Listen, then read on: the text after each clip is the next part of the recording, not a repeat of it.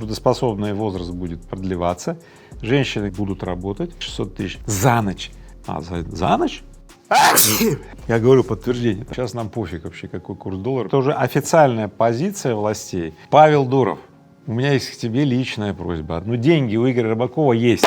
Значит, понял, что в жизни главное, в этом-то вся и соль. Всем привет! На канале номер 1 про бизнес и деньги новости этой недели. Поехали! Павел Дуров, задержанный во Франции, отпущенный под залог 5 миллионов евро, впервые прокомментировал свой арест.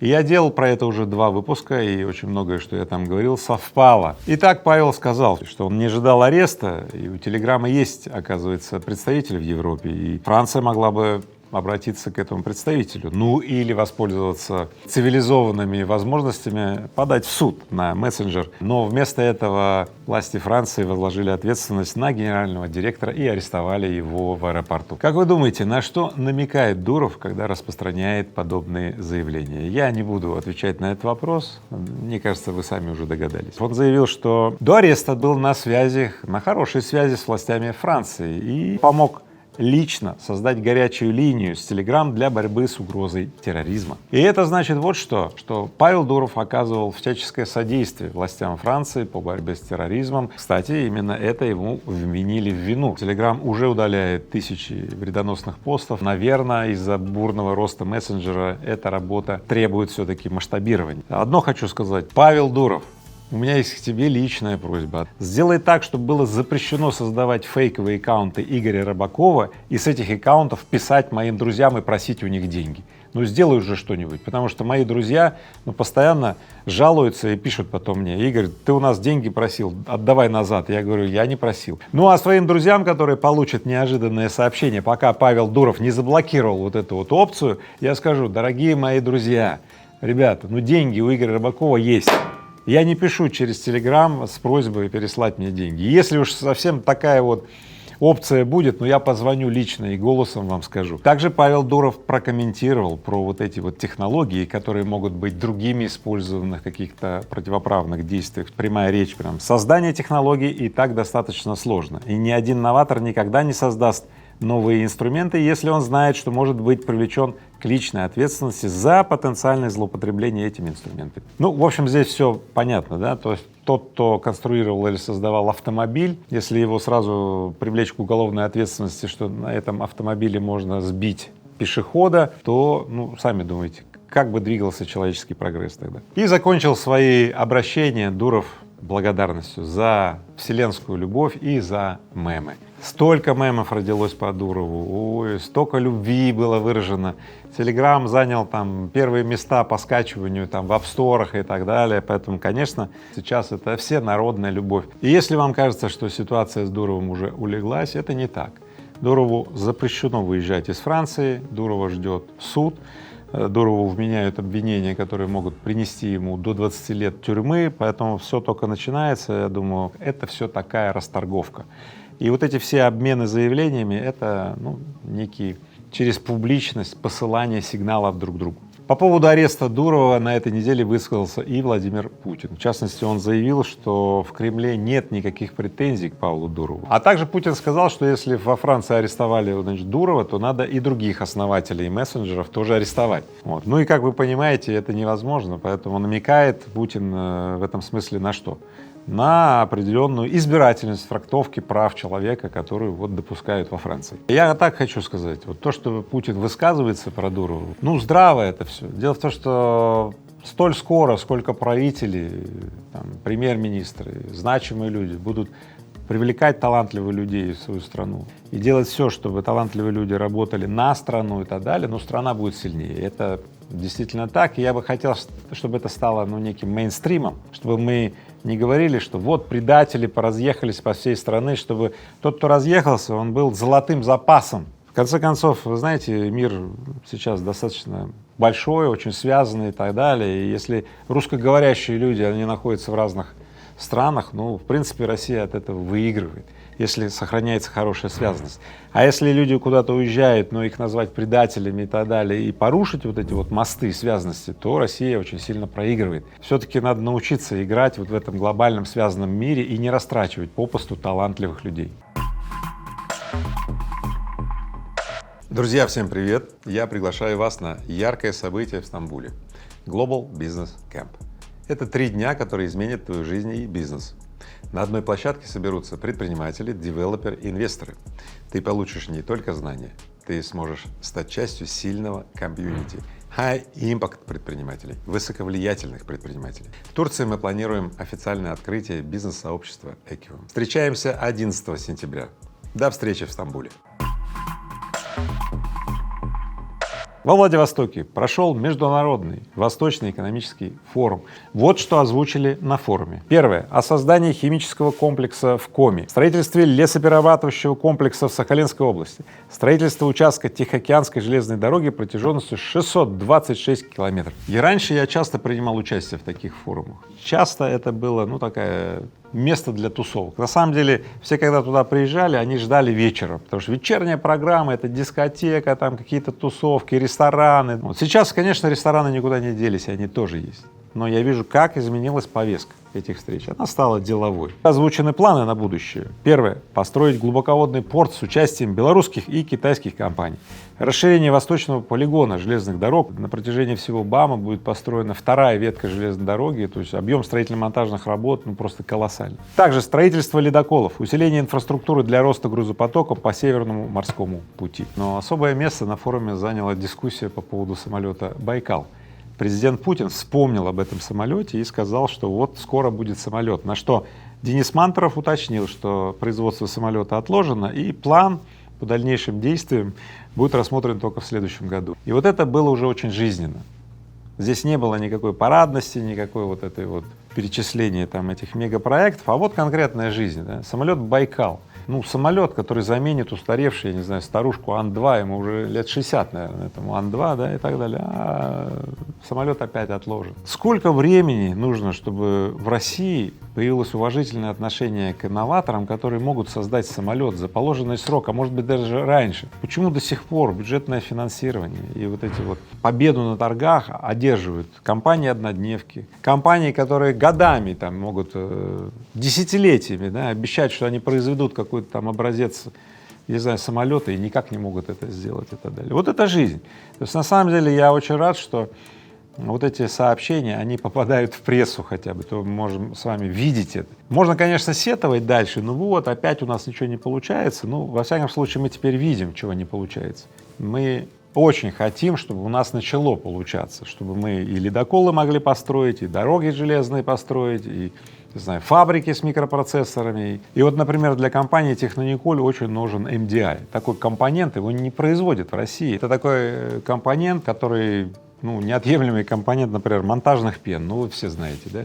Или плиты полизоцинурата, вот теплоизоляционные плиты, полимерные полы и так далее. Невозможно это сделать без этого компонента. Его не производят в России. В 2020 году импорт составлял 150 тысяч тонн вот этого компонента. Тогда импортировали в основном из Европы. Сейчас запрет на импорт из Европы, поэтому мы из Китая везем. Из Саудовской Аравии, там тоже есть завод, пытаемся привезти, но Саудовская Аравия не идет пока на контакт. Ожидается, что к 2028 году потребление будет более 250 тысяч тонн. Для этого, ну, нам необходимо построить вот эту установку MDI, и Технониколь вместе с другими интересантами обратился в Минпромторг, что вот гарантированное производство есть, Технониколь — крупнейший производитель монтажных пен и так далее, а компонентов, необходимых для монтажных пен, ну, нет в России. И если нам перекроют возможность покупать этот MDI, ну, например, в Китае, ну все, пены не будет, значит, всего не будет. И очень многих химических компонентов нет сейчас в России, а привезти их очень сложно и очень дорого. И занимает это такое иногда количество времени, что уже не надо, уже поздно производить этот товар. Поэтому нужно построить эти все вещи здесь. И самолет, и MDI, и очень многое-многое то, что Россия не строила и думала, что она всегда это купит в мире, придется все это построить. Что еще было интересного на форуме? Ну, я уже говорил вам про рестораны, про ночную жизнь, про вот эту всю программу. И в дни проведения форума, значит, какие цены были в меню, наверное, вам интересно. Вот в частности, картофельное пюре было за 1500 рублей, чебурек за 2750 рублей, а бургер за 4750 рублей. Неплохо, да? Также подорожали и проститутки в Владивостоке, сообщают компетентные органы. А специально к форуму приехали, значит, командировочные из других регионов, и бюджет всех этих командировочных был от 150 тысяч минимум до 600 тысяч. Представляете, за несколько дней во Владике там потратить 600 тысяч рублей за ночь. А за ночь? Я думал, это за все дни. Нет, за ночь. Ничего себе. А сейчас средства массовой информации пишут, что началась миграция эскортниц в Тюмень, вот с Владивостока, потому что 16 сентября там откроется энергетический форум. Вот, поэтому на самом деле, смотрите, сам был командировочным, 80% командировочных, они там гужбанят, айда почем. Конечно же, это шутка. Уже в эту пятницу заседание Центрального банка. Главная интрига наступающей недели — это насколько вырастет ставка Центрального банка. Раньше мы все время смотрели на курс доллара, какой он там будет. Сейчас нам пофиг вообще, какой курс доллара, потому что количество долларовых расчетов у России сейчас минимально, по-моему, 17% осталось, да? Однако я скажу так, основные сценарии следующие.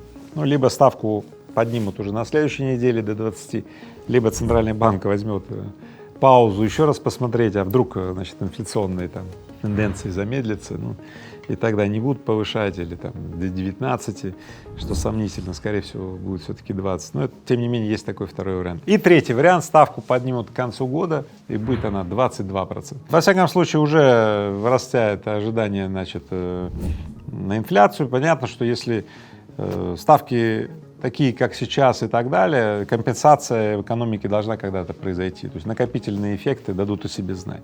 Либо это будет уже, либо к концу года, ну, либо в следующем году будет резкий такой скачок. Я говорю подтверждение того, что ЦБ не врет. Да, кстати, на самом деле центральные банки практически всех стран в мире стремятся сейчас перейти к такой рациональной денежно-кредитной политики. Что такое рациональная денежно-кредитная политика? Это все-таки ставку задирать и гасить инфляцию. Просто эксперименты, которые проводил Эрдоган, в частности в Турции, да, когда ставку не меняли, кредиты раздавали и так далее, ну, гиперинфляция и так далее. Турция сейчас очень сильно страдает от огромной там гиперинфляции, ценники не успевают переписывать и так далее. В России пока, ну, такой вакханалии с ценниками нет, однако вот при ставке Центрального банка 20 и выше 20%, мне кажется, ценники тоже будут меняться, ну, раз в месяц точно. Дорогие друзья, стартует отбор на факультет производства Global University. Запуск программы уже в октябре. Это 5-й поток программы, а ее окончили уже сотни человек. Руководители и топ-менеджеры крупных предприятий. Почему они выбирают нас? Потому что Технониколь — это лидер производства, и Технониколь точно знает, как устроены по-настоящему успешные процессы и по-настоящему успешные компании. Приходи учиться и увидишь все сам, как работают заводы компании Технониколь, как этот бизнес вырос до миллиардного, потому что преподаватели нашей программы — это практики Технониколь, которые и сделали компанию той, какой ее знает сегодня весь мир. Подробности в описании.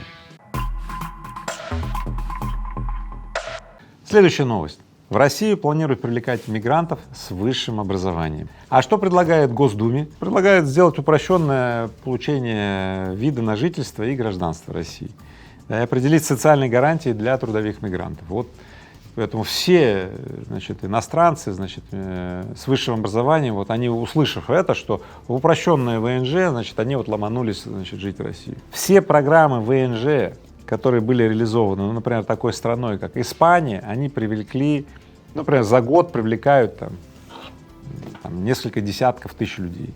Невозможно решить программами ВНЖ и так далее, закрыть потребности России в кадрах. Это очень интересная демографическая новость, потому что взять людей неоткуда, рабочие руки нужны, ну и, собственно, новых источников нет. То есть трудоспособный возраст будет продлеваться, женщины, которые домохозяйки или не работали, будут работать. Ну и мигранты, конечно же, страна будет активно привлекать мигрантов. То есть это уже официальная позиция властей. Что удивительно, что нету заявлений о росте производительности труда. Например, я Игорь Рыбаков. В компании «Технониколь» вместе с моим партнером Сергеем Колесниковым мы когда сталкивались с вызовами, мы прежде всего говорили, что нам необходимо повысить производительность труда. То есть как при том же количестве людей производить в 2 раза больше. Я не видел, чтобы в России люди бы, чиновники, ответственные лица говорили бы про рост производительности труда. Я всегда видел вот эти рассказы о том, что давайте вместо роста производительности труда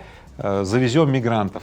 Я не понимаю, честно говоря, нахрена делать такие неэффективные меры. Я все-таки еще раз говорю и настаиваю, да, на том, что приоритет роста производительности труда стал бы в России приоритетом номер 1. Не социальная стабильность, а рост производительности труда, потому что рост производительности труда позволяет любые вопросы социальной стабилизации выполнять. Грубо говоря, когда деньги есть на дороги, больницы и так далее, и мы вкладываем в обновление технологий, мы можем решать не экстенсивным методом, а интенсивным. Без производительности труда Россию ждут мрачные времена. И никакие мигранты, никакие женщины, никакие там пенсионеры не смогут вывести Россию из мрака. Только производительность труда. Если бы вы, например, были на программе личного наставничества с Игорем Рыбаковым, которая называется «Ярд» с Игорем Рыбаковым, вы бы соображали трезво и резво.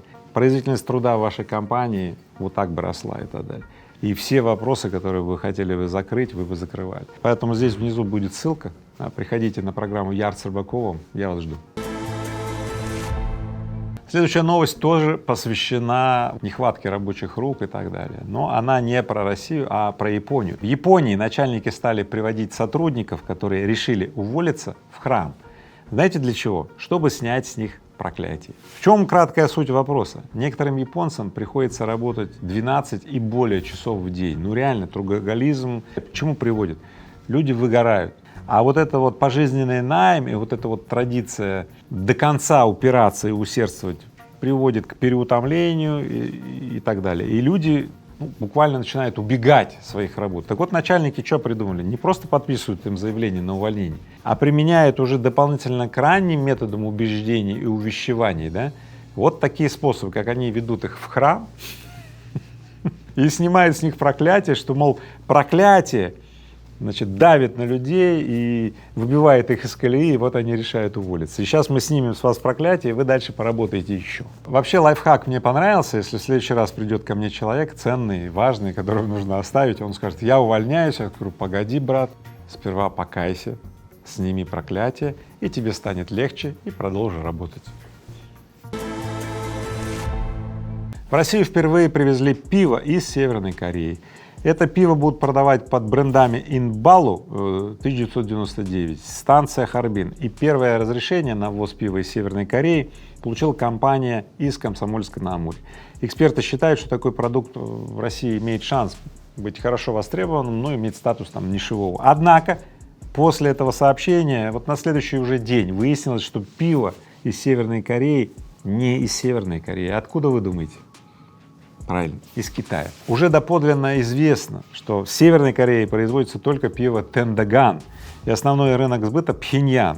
Все, другого пива в Северной Корее не производится. Все другое пиво, которое маркировано, что тоже из Северной Кореи, оно производится где-то. Это просто такая, знаете, так, маркетинг. Я бы с удовольствием попробовал бы пиво из Северной Кореи, даже произведенное в Китае. Но уже более 11 лет я не выпиваю ни вино, ни пиво, ни водку, ничего, поэтому попробуйте за меня и скажете, как вам пиво из Северной Кореи, которое реально произведено в Китае, как оно, как?